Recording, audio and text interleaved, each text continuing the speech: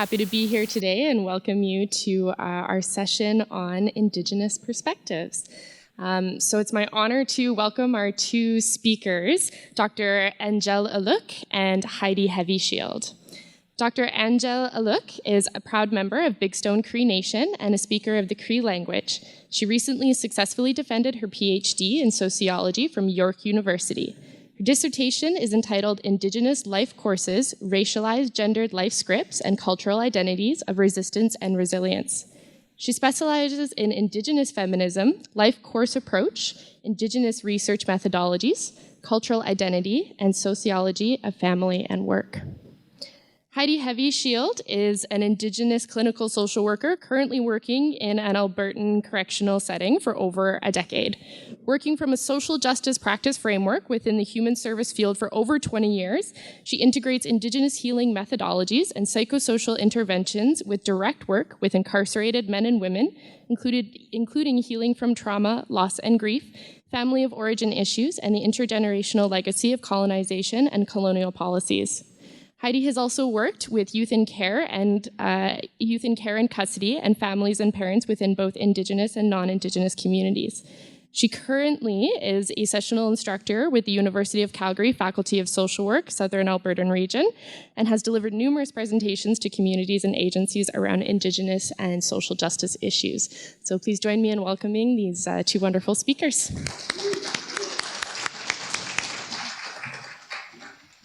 Good morning, everybody. Okay, so my title of my presentation kind of differs from what's in the program, which I think is what researchers often do. Because as I went through the analysis, I realized it was a little bit something else. So I am going to be speaking about consent, consultation, land, and the economy. And I'm going to be doing a discourse analysis, or what I loosely call a discourse analysis.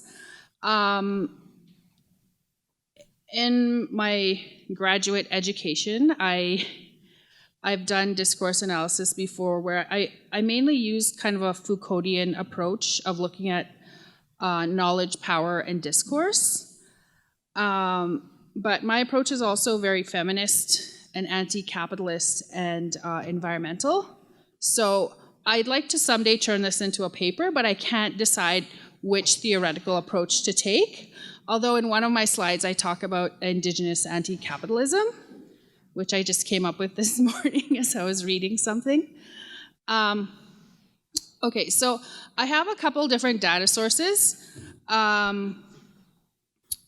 I am part of two large research projects, the Corporate Mapping Project through the Parkland Institute with Ian Hussey and Emily Eaton, and others. And I did a case study for the Corporate Mapping Project called Indigenous Gendered Experiences in the Oil Industry. And then with Just Powers, I have done a case study under the iDoc project that looks at visions for the future and energy transition at Bigstone Cree Nation. And I found similar themes in both studies. So what I'm talking to you about today is not based on the research questions of those studies, but it's kind of a secondary analysis and looking at the language around consultation and the land and the economy. And through both of those studies, I happened to interview Indigenous policy experts, or that's what I call them. They're environmental officers, they're policy analysts, they work in Indigenous management and leadership. So these are people that work with these policies on a day-to-day basis.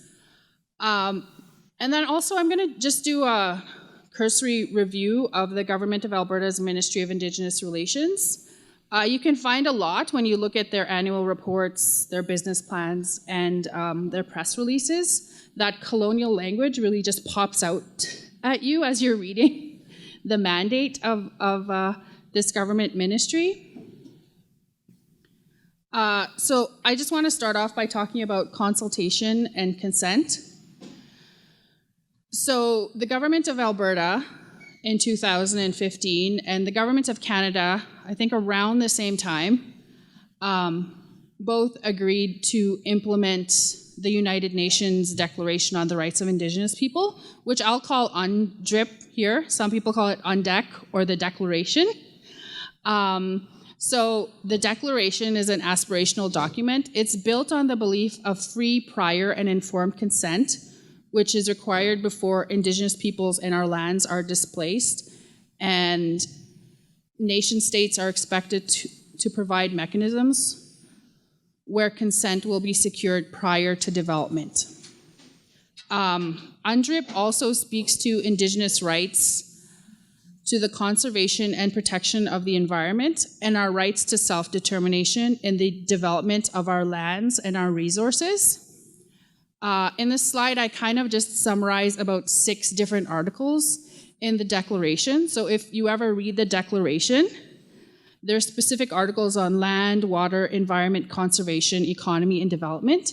So if anybody has time to look at the Declaration, I'd suggest you look at Article 5, Article 19, Article 20, Article 25, Article 26, and Article 32. So I read collective agreements for a living, and so when I read kind of legal type documents, I like to advise you to look at specific parts of these documents and to read the Declaration as a whole and not separate parts of it. So when I was looking at the Ministry of Indigenous Relations annual report and their business plan, there was a few themes that came out that kind of explain their strategic direction. And what I'll be giving you here is from their business plan, but you can find it in their annual reports. And you can also see this language when you look at press releases from the ministry. So one of the things they talk about at the beginning of all of their reports is reconciliation. They say things like Alberta is committed to reconciliation to Indigenous peoples. Reconciliation means implementing the principles of UNDRIP. So I just want you to look at that word principles, because that's something we'll get to in another slide. Recommendations of the TRC final report, and addressing the history of the 60s scoop in Indian residential schools. So the ministry right up front says they're committed to reconciliation. And the ministry does this by coordinating reconciliation by leading and supporting implementations of Alberta's protocol agreements. And currently there's a protocol agreement with Treaty 8, the Métis Nation, and the Blackfoot Confederacy. And Treaty 6 is a different story. They have, for their own reasons of governance, not signed on to a protocol agreement yet because of their inherent rights within treaty. Another thing I want to say actually about reconciliation and this approach is that a lot of the responsibility of reconciliation falls to the Ministry of Indigenous Relations, whereas it should be divided between all the different ministries, like the Ministry of Environment, the Ministry of Energy, the Ministry of Labor. Like each of these ministries should be consulting with First Nations. But from my understanding from people that work with these policies, it's kind of just dumped on this one ministry. And I think that also correlates to the academy, where we kind of expect all work on Indigenous people to fall within the Faculty of Native Studies, the Faculty of Indigenous Studies, whereas I feel like every discipline needs to tackle these issues. And we see it happening in the government. I think this is how bureaucracy can deal with Indigenous people, is let's just assign one group of experts that knows how to talk to these people, and the rest of us will go on doing our real work. The ministry also talks about the economy quite a bit. So they work with other governments and industry and other partners to strengthen social and economic opportunities and improve the well-being of Indigenous peoples in Alberta. So that's one of their commitments. They also support enhanced economic participation through a number of economic grant programs and the Indigenous Climate Leader Initiative. One thing I want you to look at here is that they partner with government and industry. And this is something I find in the discourse when I'm speaking with Indigenous people that work with these policies, is that we're not just negotiating or being consulted with government. It's normally government and industry working hand in hand.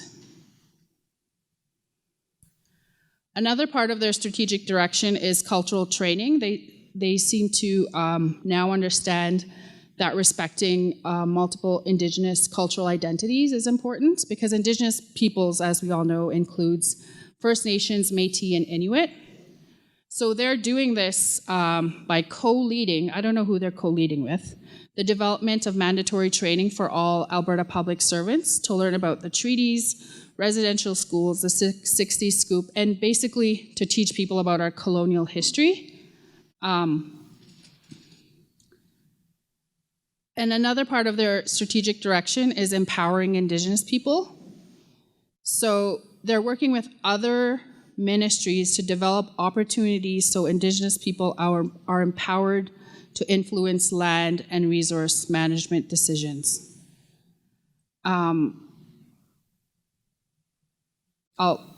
talk more about this towards the end of my presentation, but I'm not really sure they're doing that. They also support unique perspectives of Indigenous women, and they're working with Indigenous women's organizations to address things like murdered and missing Indigenous women, murdered and missing Indigenous boys.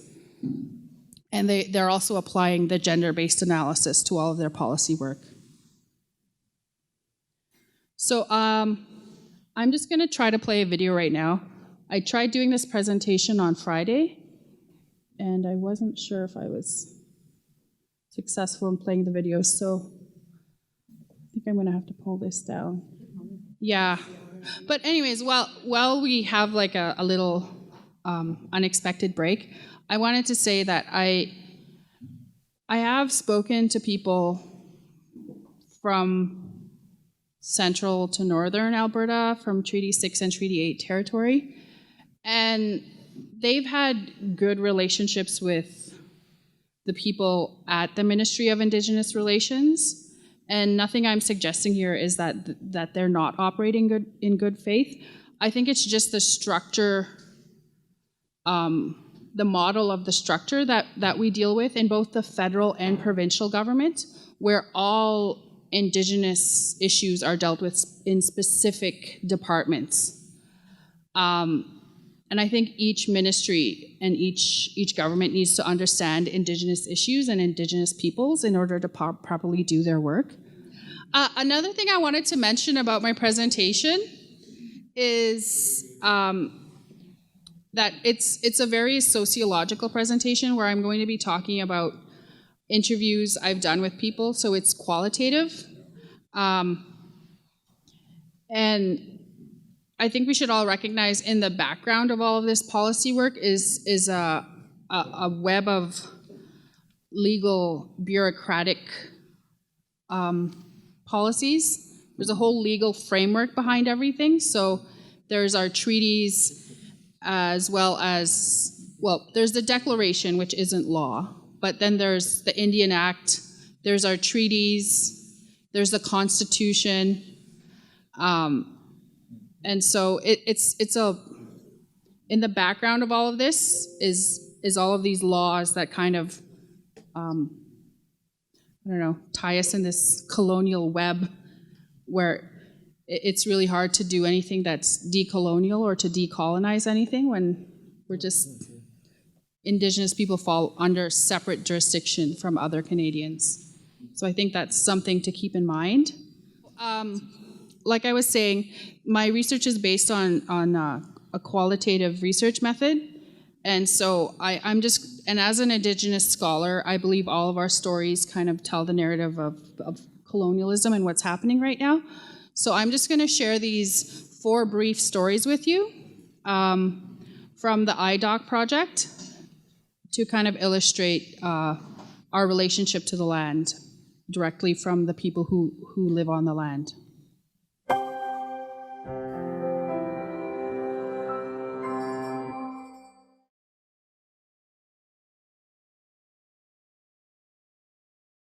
So I have lots of good memories with my parents. Used to do a lot of stuff there, and that's where I learned how to make moose hide and a lot of things like to do my own hunting because uh, we used to help out as my parents were getting older. They wanted to see us to do that on our own, and they used to come out when they were really in their old age just to see us, and it was a lot of fun that I could remember. And just looking at them do a lot of berry picking there, and they used to laugh about it when it was getting smaller and smaller, and they said, well, we're getting older anyway, we just need this little patch. And but now that's even gone.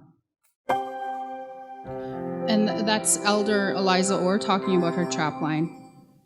I'm just going to pause this and try to go there.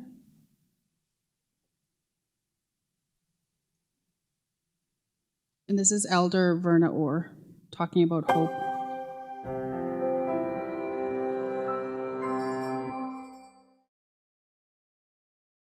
My hope is for people to stand together, pray together, and be strong.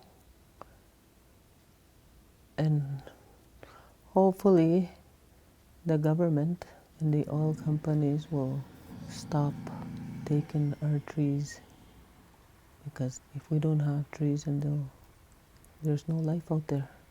And hopefully my grandchildren and my great-grandchildren will be able to, hopefully that they'll still have trees.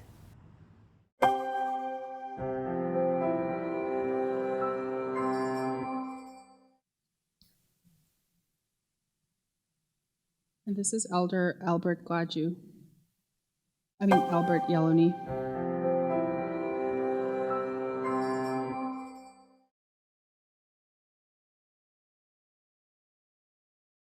We care for the water, we care for the land, we care for the animals, and that's what we, because it's our diet, right? It's our diet, it's our livelihood. It takes years and years and years, way past our lifetime, in my case anyway. But what about the future of our children, my grandchildren, my great-grandchildren? What about them? Will they have a place to go out in the woods and meditate like we do?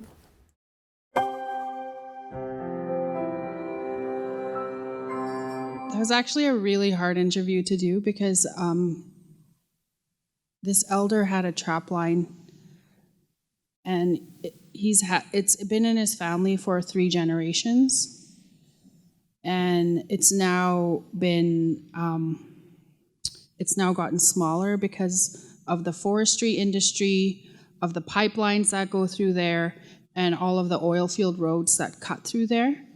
And so he's no longer able to pass down these teachings. And he's an elder that teaches land-based learning in our community. And it was, at times, he almost like made us cry, like me and the film guy. He was just, it's just very sad that we can't continue these practices, which should be our treaty rights to hunt and harvest off the land. So that's just a short clip, but most of my interview with him was in Cree, so I just shared a bit of the English part of the interview.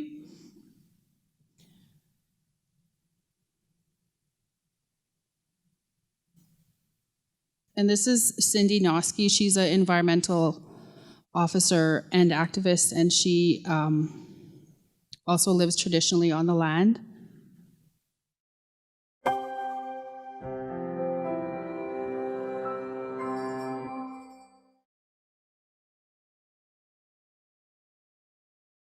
Well, our province is run like on the energy sector, so you can't really slow down the big CNRLs, the big Huskies, because they have already plans that were in place five to 10 years ago, and they're pretty much all approved because they have bought these mineral rights to the land, and then they come and develop them, and then there's the last check mark, which is First Nation consultation, when really we should have been included in the beginning. Yeah. So how are you supposed to object to a project that's pretty much already approved?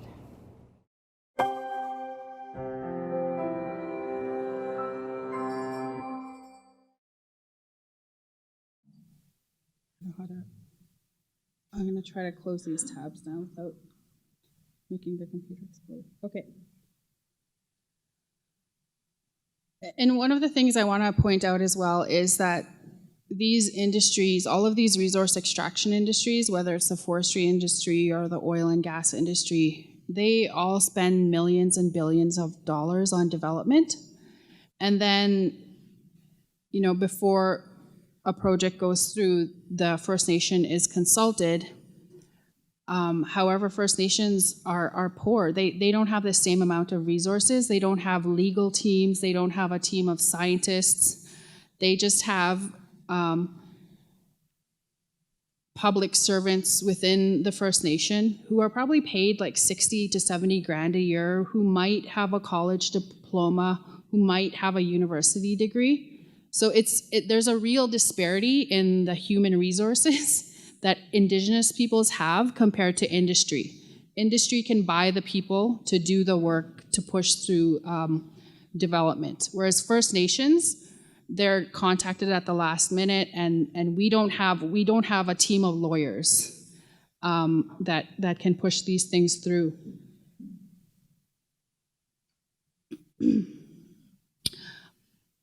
Like I said, I wasn't sure what theoretical approach to take. So I just took this quote from Leanne Simpson, and she says, "I become a threat when I'm enacting an Indigenous body that is a political order reproducing itself, that when women are targeted, the more intimately connected I am to the land, to my own people, and to how my ancestors lived in the past, then it's easier to understand how my body is a threat to capitalism." So I think in terms of dispossession, then what I'm trying to do in my work is connect Indigenous people intimately to their territory.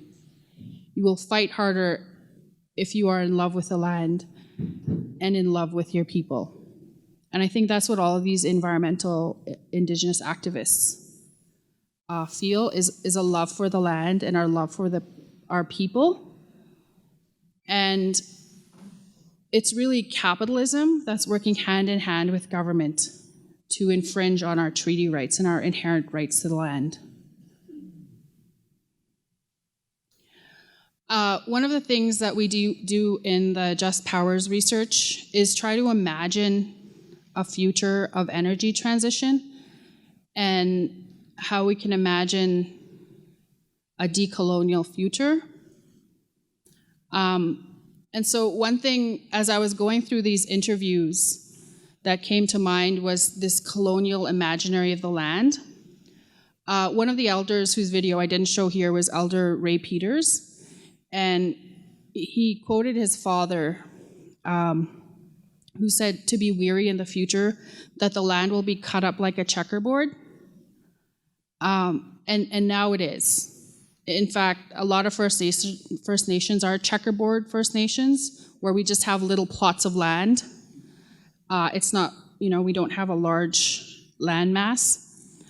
And our traditional territory is divided by socially constructed imaginary lines that don't respect traditional Cree laws and the ecosystems that exist in the boreal forest. And these lines come to fruition as legal boundaries.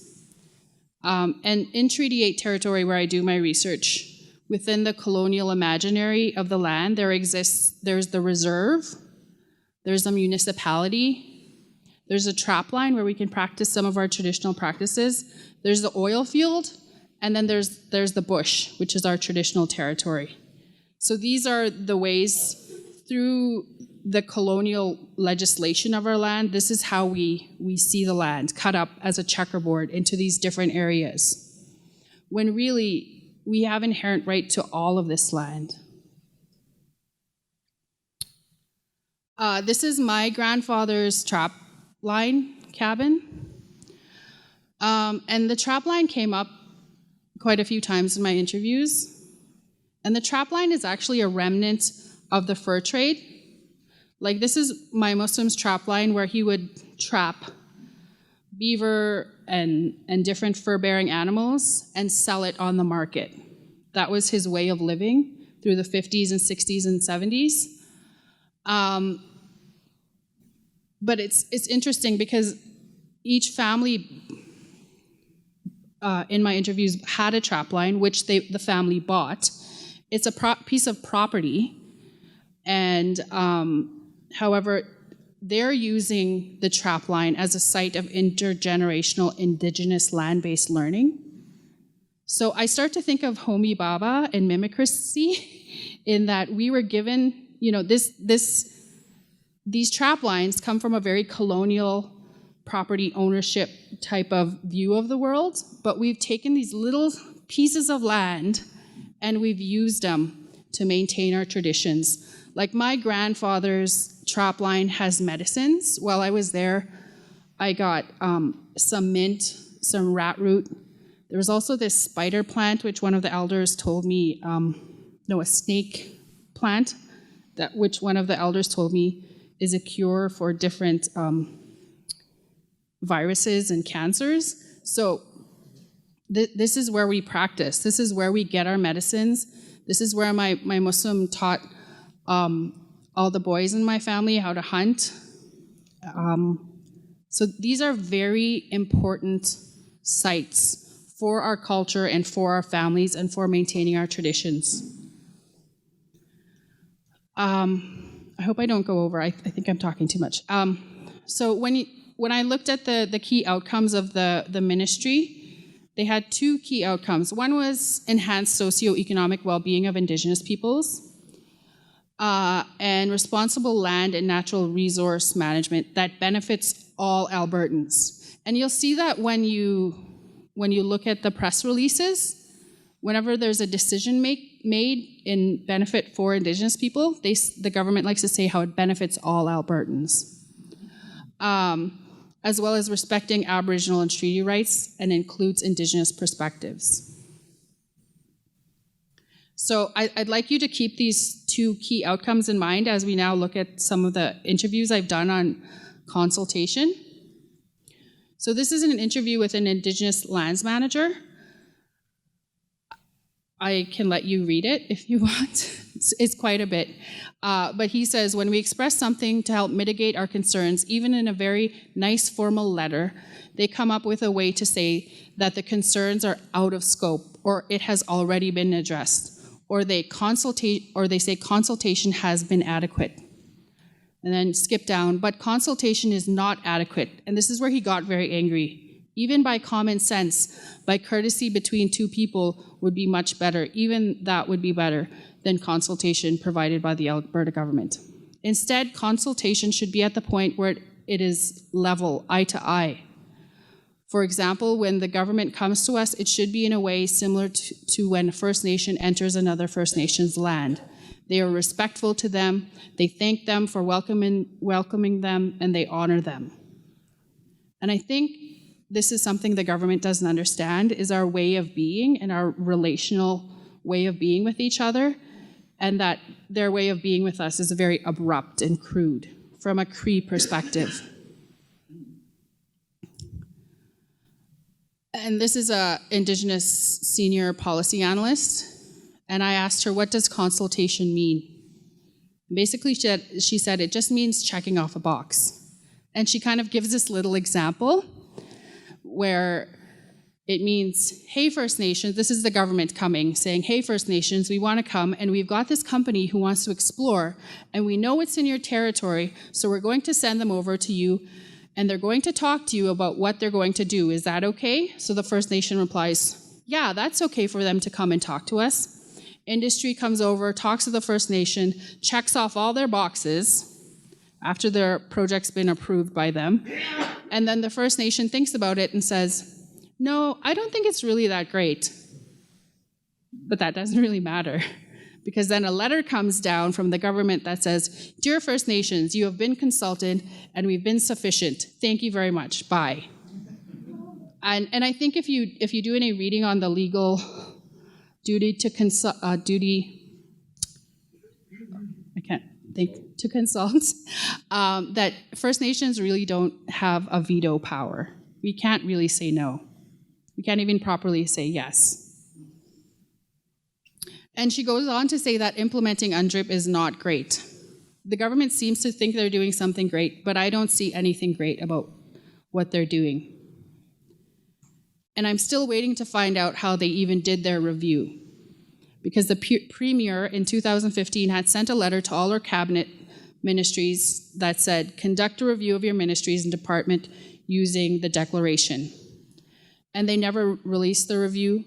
And through what lens was that review being done? And this is someone who works with a policy and works with the ministry and works with First Nations that said, I don't know how this review was done.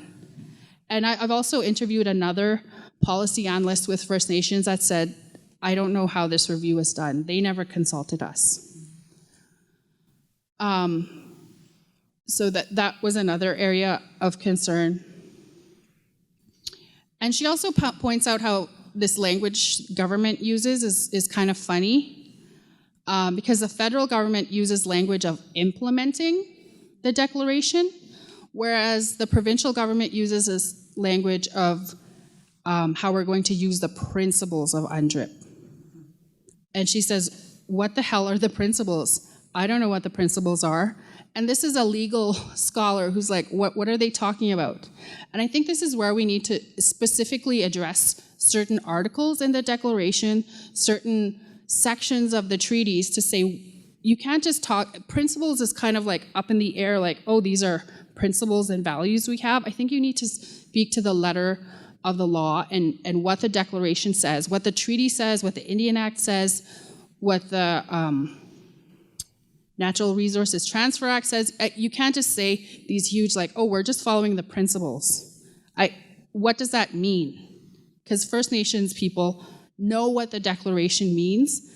And even one of the environmental officers I interviewed, we were looking at the declaration together one day, and she said, I told her, I said, what are your favorite articles? And she said, I think my favorite articles are Articles 25, 26, and 32.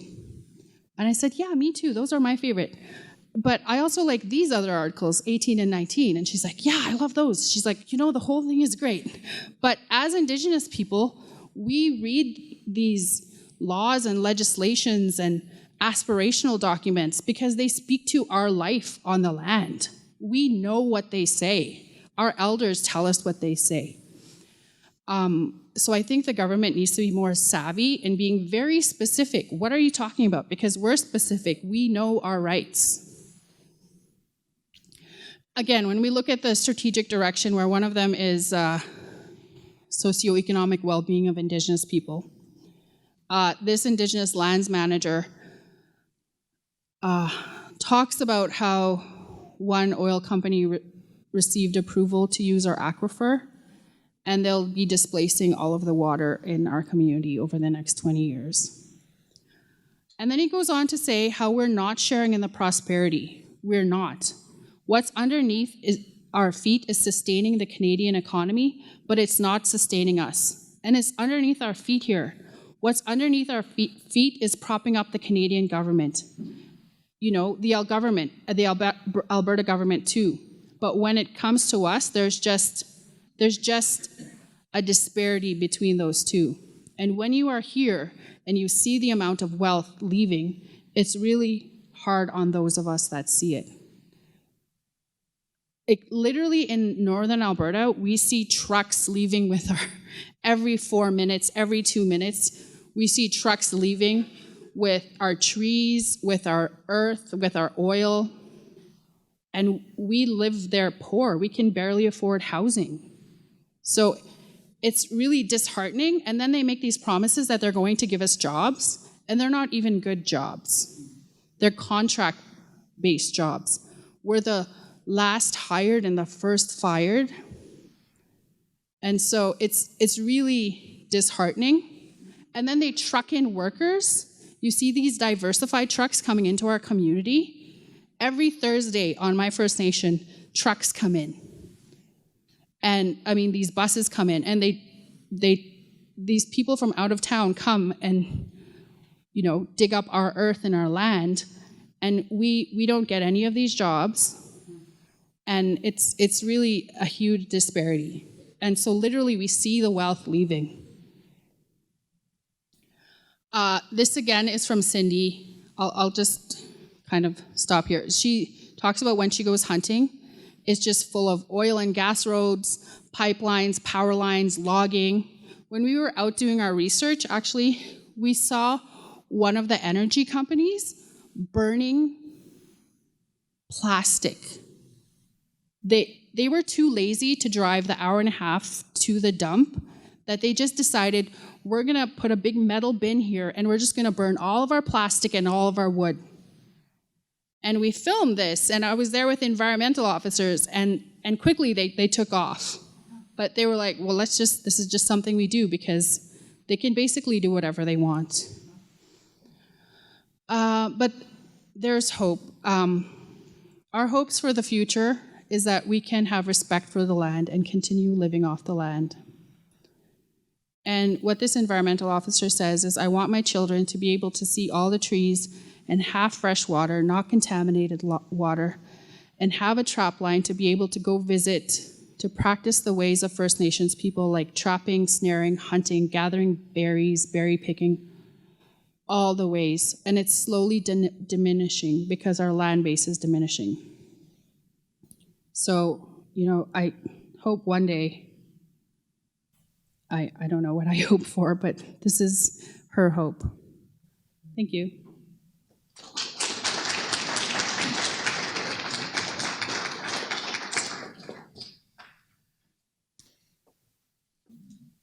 Thank you so much. I just want to make a note that to accommodate the technical difficulties, we'll go almost right up until 11:45, and then maybe we can do the question period during the break. So if you guys need to get up at 11:45 and go stretch your legs, feel free, but I hope you can stay with us during the break to complete the question period. Thank you.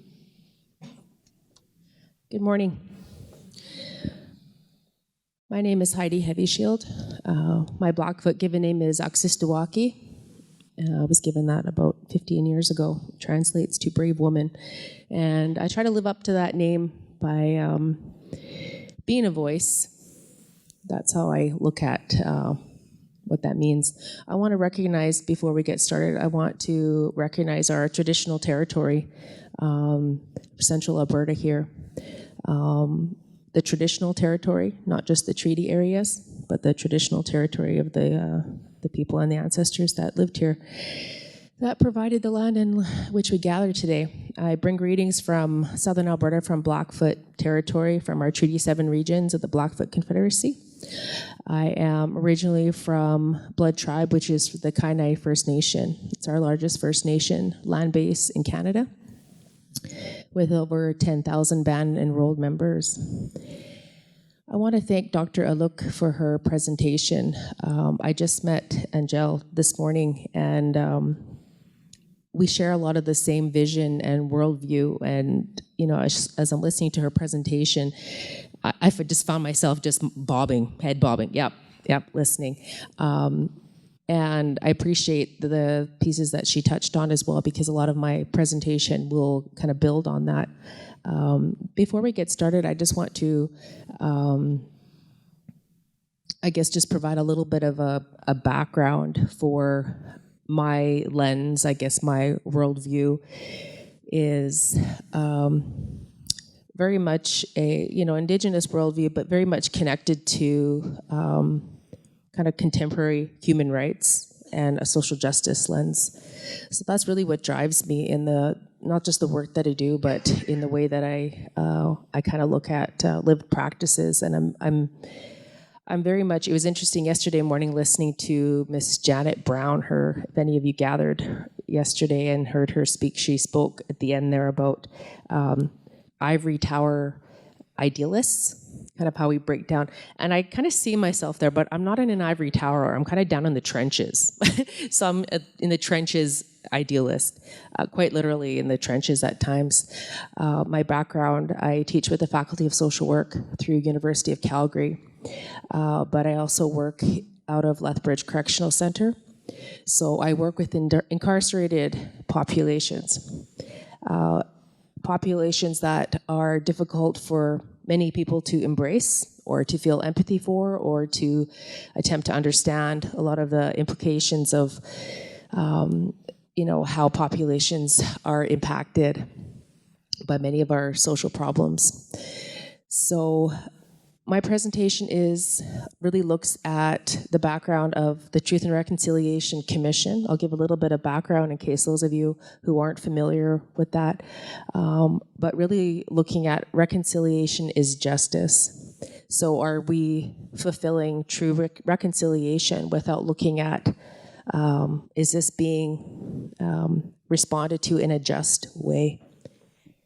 I think that's a huge question when we start to look at, do we live in a just society? And I would say the answer is no. So we're always trying to find ways to fulfill that. I'm an idealist. So I always like to see things through a lens of hope, and I'm always looking for solutions. I'm kind of like, I like to ask why. Kind of like that 3-year-old, why? And I keep asking why until I'm comfortable with the answer.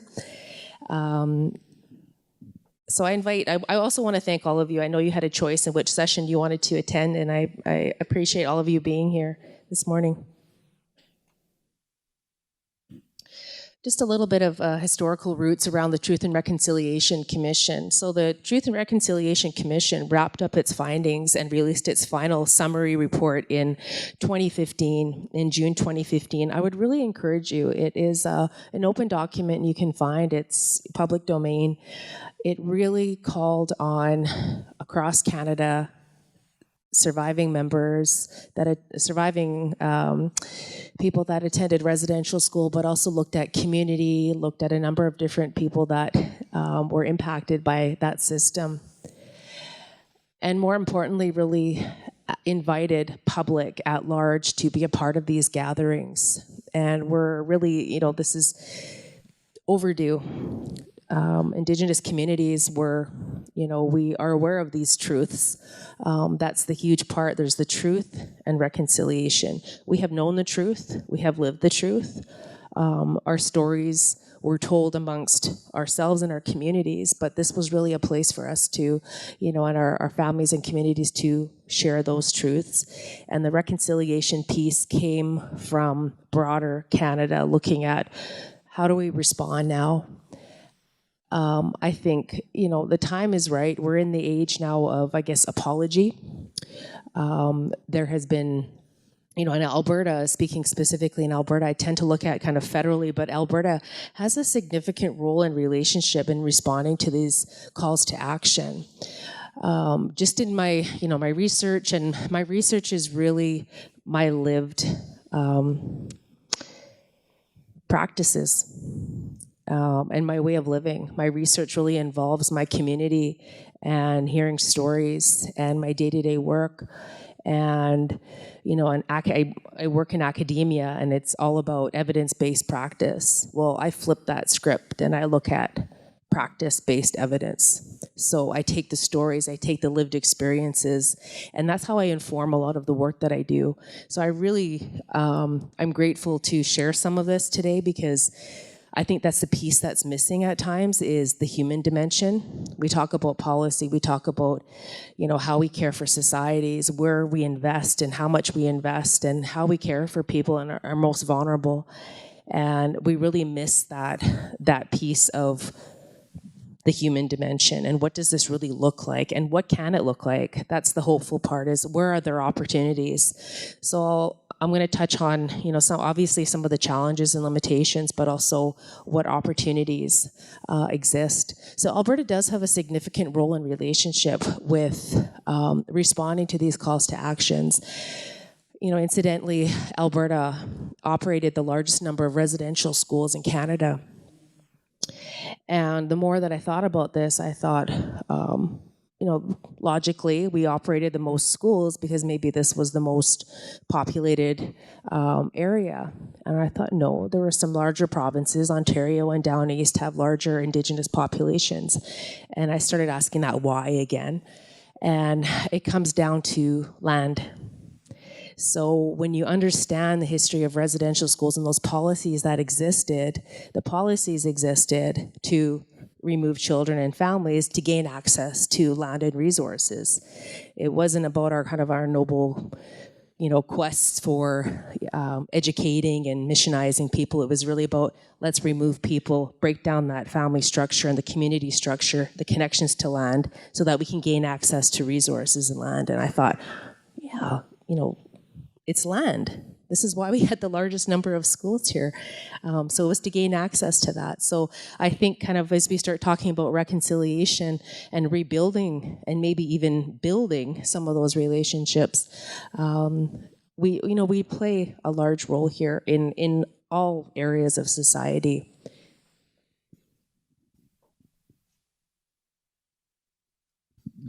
Just a bit of background. I won't go fully into the Truth and Reconciliation Commission, but some of the key points to that actually came out of all of those stories and the response to that and all of the gatherings really comes down to the really important pieces. These are the 94 calls to action.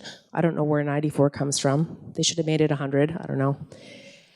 But it does, I like to think of things through, having that critical lens. That's, I guess that's the important part, is to really ask those questions, ask the difficult questions, and have difficult conversations. And that's what the Truth and Reconciliation, the 94 calls to action, really ask us to do. They really invite all Canadians to have those difficult conversations, to be uncomfortable, to really focus on, where do we move forward? How do we proceed? Because up until this point, there's been numerous commissions. I work with Justice and Solicitor General, and, I can count on both hands the number of commissions and reports and inquiries, and much of these studies are tabled. And it comes down to the language that we use. So when we talk about recommendations are just that. We can study and we can complete all these research-based inquiries and we can end up with recommendations, and they are just that. But the language around the Truth and Reconciliation, around calls to action. So it really is the language that they're using is, how are we going to act? How are we going to respond to this? So it does give us a way on how to proceed. The 94 calls to action involve a number of critical areas around child welfare, education, language, culture, justice, health. So all of those areas that many of us work in. And they really invite us to continue to have those conversations, not just amongst each other, but what are our systems doing to respond? And I guess that's something that I kind of want to, open a door, is just to have you think about when you return to your, place of work or the system that you work in, to take a look at that. Take a look at the policies that maybe exist, or how is your system responding to this? As Dr. Alook was mentioning, there are a lot of ministries that have responded. So I want to touch on some things that we are doing well. So how have we responded in Alberta? I work in a number of different systems. So post-secondary, I can speak to that. I can say I'm really proud of that. University of Calgary and a number of other institutions. I imagine that University of Alberta also has a Truth and Reconciliation protocol, some type of response that's in place. University of Calgary, we have done a lot of work in the last couple of years to implement this, and what that looks like in curriculum development and how that translates into how we're teaching. We are actually integrating all of this into all of the courses. So it's not just, it doesn't just fit into Indigenous studies or Native studies. It actually is integrated into all of the courses across all disciplines, different ways of research, different ways of knowing. Most municipalities have adopted their own reconciliation plan. I live locally in Lethbridge. I live rurally, but work out of Lethbridge, but our municipality, our city of Lethbridge has a reconciliation plan. For the last 2 years, they've really done a lot of work to engage community. So the TRC, the Truth and Reconciliation, and all of the calls to action really aren't about putting this back onto Indigenous communities and saying, what are you going to do to solve your own problems here?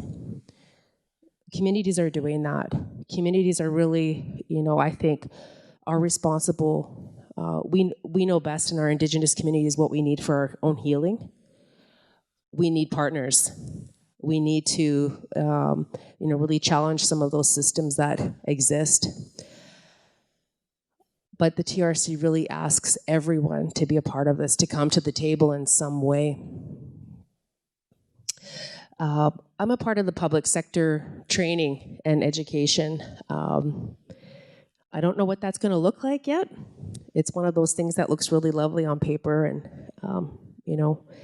not to kind of paint a grim picture, but I like to be critical. I like to think about how we can contribute in meaningful ways and have conversations in meaningful ways. But the government of Alberta has actually rolled out one of the responses to the calls to action by beginning to look at everyone in the public sector to have training and education around Indigenous relationships.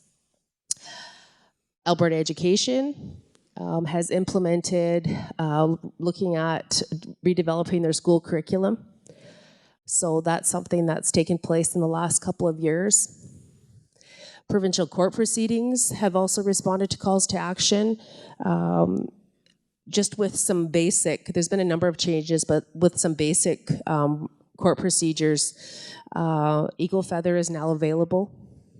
So when you go in to testify or to make an oath, up to this point, you could have a Bible or, other, religious. I'm not sure if the Quran is available, but I know that just in Lethbridge, just a couple of days ago, eagle feather is now available for people when they go into court.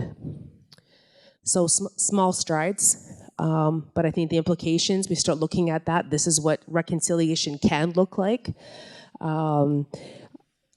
Cindy Blackstock, who is really, an Indigenous scholar, but she's done a lot of work around Indigenous child welfare, responding to 60 Scoop, responding to child and families. I really appreciate how she frames this, and responding to the TRC, she really says that, change, we're so used to incremental change.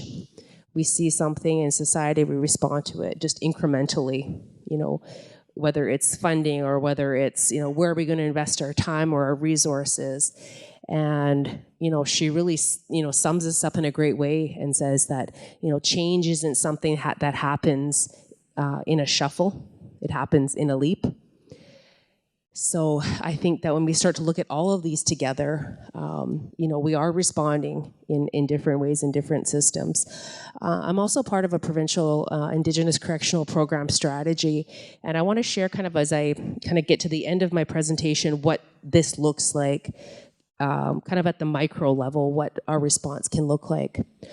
Our province also, to respond to their one of the calls to action by issuing the apology to residential school survivors, and then most recently to 60 Scoop survivors. And I was part of the community engagements for this. So the province really invited communities all across the province. I think there was 6 key communities where they invited 60 Scoop survivors. So 60 Scoop were those basically intergenerational survivors of residential school, the children of residential school survivors that were basically moved en masse from their homes, 60s, 70s, 80s Scoop. And so these communities were engaged to contribute their voice and their stories, and really led the province to coming up with an apology. And that recognition is a really important piece. An apology is a really important piece, but what now? I guess that's the action, right? I think Indigenous communities, we've apologies are important. However, we know that a lot of times apologies can happen. As with our 2008, we had our federal government under Harper respond with the apology to residential school survivors, and things kind of just fell silent for quite a number of years. So I'm hopeful with the TRC, because this really really calls on us to act in a different way. And then most recently, our province, just in the last week, has adopted Jordan's Principle. So Jordan's Principle, really important response, having worked with children and families. So Jordan's Principle really speaks to funding and access, and making sure that children aren't dying while waiting for their services. So I really would encourage you to kind of do a little bit of your own reading. There's a lot of articles just in media that has come out of Jordan's Principle. Kind of too much to get into for the just time-wise today, but I wanted to really kind of open that up just to kind of show us what has happened. But just because I work in government and I work in academia, it doesn't mean that I don't also have a critical lens. So I'm an idealist, but I'm also a realist and a pessimist at times. But I kind of use that pessimism to, fuel that thought and fuel that work. So there are some challenges and barriers to true reconciliation. And I guess they ask that big question, can we have true reconciliation while still having really strong colonial influences in a number of different areas? While we've come a long way, we still have a long way to go. And I think some of the challenges that exist are some barriers that we need to understand. There continue to be a lot of divisive conflicts in areas around Indigenous child welfare, education, and justice, areas that really impact people. And I think these are things that we need to care about, because I work in I work in the criminal justice system, and I really see the failings of a lot of our responses in society. So these are kind of the folks, we can end up being kind of a catch-all for folks who have fallen through and have not had their, needs met in a number of different ways. So there is disparity in funding to on-reserve Indigenous communities. We talk about the implementation of Jordan's Principle. However, the way that our funding works is that on-reserve First Nations communities are funded federally for most of their programs. So while we operate provincially, we are funded federally. So there's still huge disparity in the funding of on-reserve to off-reserve, child welfare being one of them. So we actually the federal government has been taken to court over withholding funding to on-reserve child and family services. And the federal government 2 years ago was actually found guilty of discriminating. Like, this is strong language here. The federal government was found guilty of discriminating against First Nations communities by withholding equitable funding. So if you're a child or a family that's living on reserve, you're not getting enough money in education, you're not getting enough money to be with your families as off-reserve families and communities do. And this directly relates to the systems that I work in. Right? We put people at risk, we make people vulnerable, we keep people disempowered. They're more likely to enter into other systems, child welfare, criminal justice. All of these systems are so closely linked. So, as Dr. Alook had mentioned too, this is one of the other challenges and barriers around Indigenous consultation over land and resources. This is a really critical conversation that we have.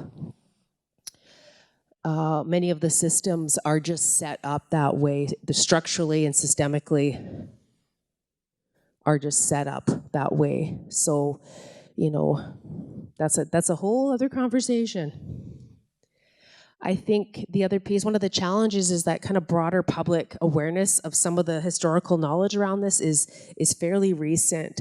I teach 3rd and 4th year university, I teach master's students, and I'm not shocked, but I'm always really surprised when students tell me that that's the first time that they're learning about some of this history and to be taught in an honest way. So I think that it's to no one's fault. It's just a huge disservice that many people weren't given proper and honest truth around the history and what this really looks like. And one of the other challenges is that, yes, political change is slow. Those ideologies that keep some of the colonial practices, they run really deep. It's a challenge to work in the systems that I do because it's sometimes it's around having to defend. I don't like feeling that way. I don't like feeling like I have to defend something. I think there's some things that at this point in near the end of 2018 that some things just aren't up for debate anymore. Like, we can't debate these things. There's just, the reality exists. We have the facts. This is what it is, and how do we move forward? But we also know that, a lot of times those facts kind of get shuffled to the side, and those ideologies are really hard to dismantle. And how that translates into government, we talk about policy, we talk about what does that look like into practices that for government, for all of our ministries, and I work in one, this often means really poor public policy decisions because we aren't informed. We don't allow for other voices and other worldviews. And I'm not trying to say that let's replace one for the other. Let's replace an Indigenous worldview and perspective in exchange for something else. I'm not saying this or that. I'm saying we can have this and that. We can open the door to invite an inclusion. Okay, I'm just aware of the time here, so. Oh, good. Okay, so I just want to just quickly show you. So I guess part of my presentation was really, I wanted to kind of show you what this might look like in practice. So in the criminal justice system, I don't have time to get into all of the statistics, but it's kind of there's no question that Indigenous people disproportionately represent populations in all points of the criminal justice system. And high rates of incarceration kind of link back to a lot of, disparity in what we see in just systems across society. So there's a couple of key calls to action. So out of those 94 calls to action, I just want to touch on these really quickly and then kind of show you what some of my work actually looks like. Kind of my social action, that's the other piece that keeps me going, having worked in a correctional center for coming up on 12 years now. And kind of my goal is always to somehow realize human rights and keeping individuals connected and engaged and included. So the TRC, some of the important calls to action around justice is, and they use the same similar language. So as we call upon the federal, provincial, and territorial governments to commit to eliminating the overrepresentation of Aboriginal people in custody over the next decade, and to issue detailed annual reports that monitor and evaluation progress in doing so. We call upon the federal, provincial, and territorial governments to commit to work with Aboriginal communities to provide culturally relevant services to inmates on issues such as substance abuse, family, domestic violence, and overcoming these experiences. To commit to appointing a public inquiry into the causes of and remedies for the disproportionate victimization of Aboriginal women, investigating missing and murdered. To commit to recognition and implementation of Aboriginal justice systems in a manner consistent with treaty and Aboriginal rights of Aboriginal people, the Constitution Act, and the UNDRIP.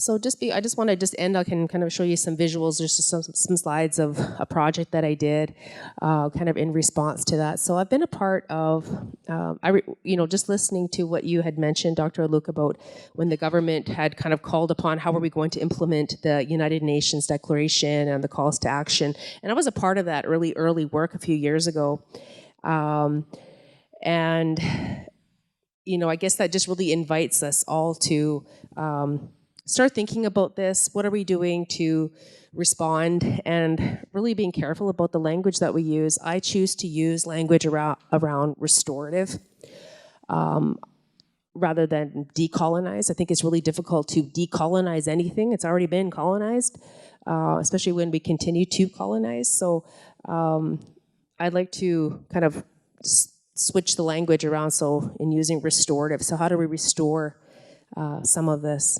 How do we invest, and where do we invest?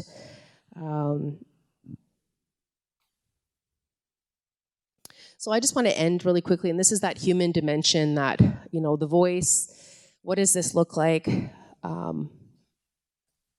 The work that I do, this is really about promoting social inclusion. So I work with Indigenous men and women. This particular project was looking at women.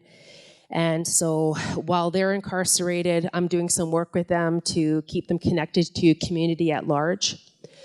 So they're really being invited to become engaged and involved in the community, because many of these populations, they're on the periphery, they're already marginalized, quite vulnerable. And so how do we kind of open that up to responding in a restorative way? So I just want to go through this really quickly with you. So all of these individuals, if there are photos of people, they've all given their consent to have their photo being used. So one project I do is around missing and murdered Indigenous women. Over 220 cities across the world have the Sisters in Spirit vigils every October 4th that honor missing and murdered Indigenous women. So it's a social movement.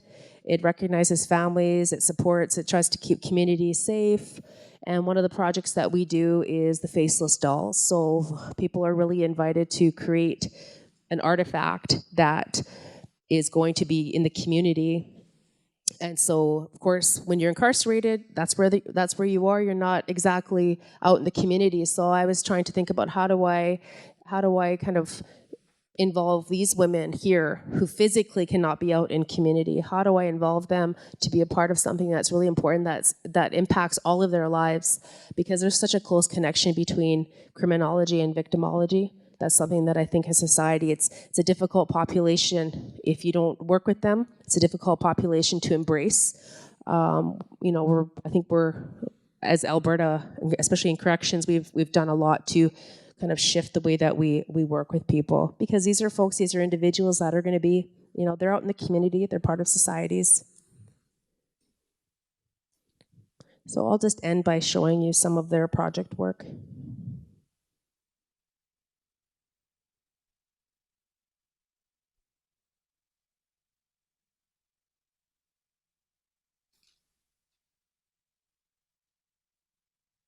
And then these are the pieces that they ended with.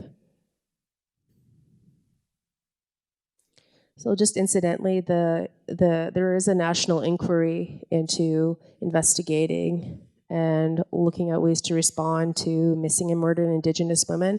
We have a long way to go with that. The inquiry itself has had its own challenges, just structurally and politically. But my hope is in the grassroots. My hope is in all of us, kind of the work that we do in the systems that we work in here. That's where my hope comes from, in how that we all find ways to respond, whether you're in academia, whether you're community at large member. It's just about having those conversations.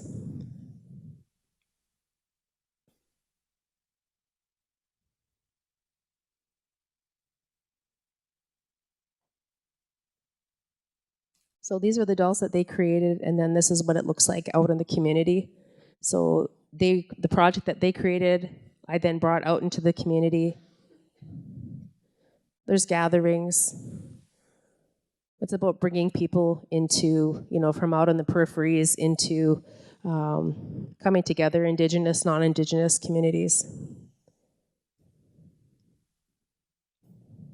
So there were literally, hundreds of these dolls.